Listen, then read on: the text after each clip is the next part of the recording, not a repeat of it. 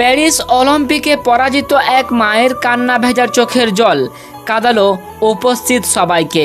7 মাসের অন্তঃসত্ত্বা নাদা হাফেজের ইনস্টাগ্রামে করা এই পোস্ট পড়ে চোখের কোণে জল জমল নেটিজেনদেরও।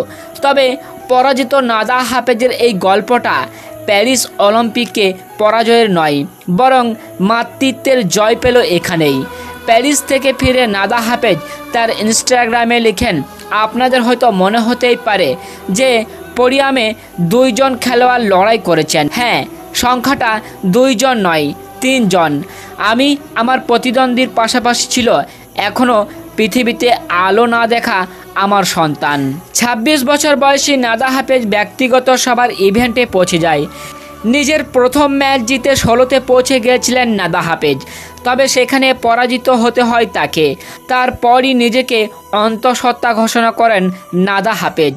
7 মাসের গর্ভবতী থাকাকালীন মহিলারা ঢিলাঢালা পোশাক, আরামদায়ক জুতো পরে হাঁটাচলা করা ছবি দেখতে আমরা অভ্যস্ত, কিন্তু নাদা হাফেজ এই অবস্থায় গায়ে চাপালেন বিশেষ পোশাক, হাতে সাবার, মুখে মাস্ক।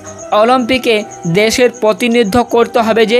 প্যারিস অলিম্পিকে 3য় দিন এমন ঘটনার সাক্ষী হয়ে রইলেন নাদা হাফেজ।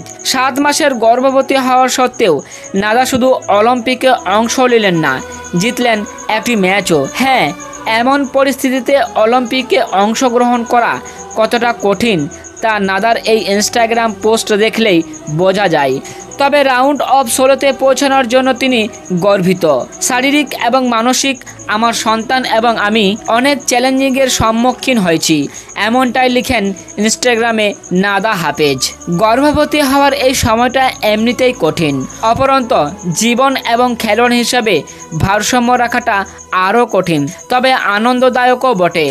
আমি এই পোস্টের মাধ্যমে জানাতে চাই, রাউন্ড অফ 16তে পৌঁছাতে পেরে আমি গর্বিত। হ্যাঁ, অলিম্পিক মানে জয় করা, জয়ের সাথে হাজারো আবেগ লুকিয়ে থাকা।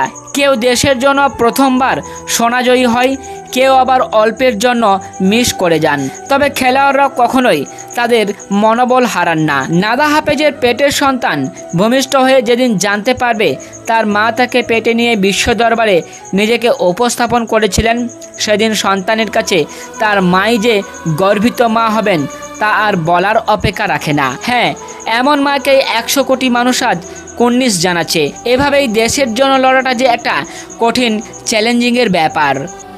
বন্ধুরা, আমাদের পেজে এমন সব মোটিভেশনাল ভিডিও পেতে আমাদের পেজটিকে এক্ষুনি ফলো করুন। আর আপনি যদি আমার ইউটিউব চ্যানেলকে এখনও সাবস্ক্রাইব করে না থাকেন তাহলে অবশ্যই চ্যানেলটিকে সাবস্ক্রাইব করে আমাদের পাশে থাকবেন।